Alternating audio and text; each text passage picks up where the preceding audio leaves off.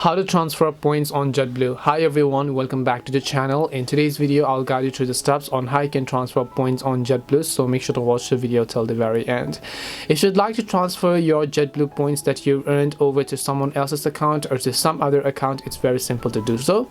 All you have to do is just open the JetBlue app over here. Once you open the JetBlue app, you're going to see this type of interface where you just need to tap on your points, which is right under your name from the home page. So right over here, just make sure to tap on your points. Right, once you tap on your points, it is going to take some while to actually load up the next page that you see over here.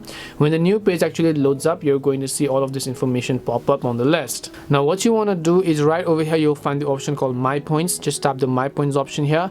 Once you tap on My Points over here, you'll find all these sorts of various options where you have to simply select the option called Earning Points or Buy Points or whatever else. So in order to change or transfer your points, here you can see under Using Points, you'll find Transfer Points to another member. Just tap on it. Once you tap on Transfer Points to another member, you'll be able to see all the details as to how you can transfer your points. If you have any of the points left, you should be able to transfer them to the other person respectively, as you can see over here.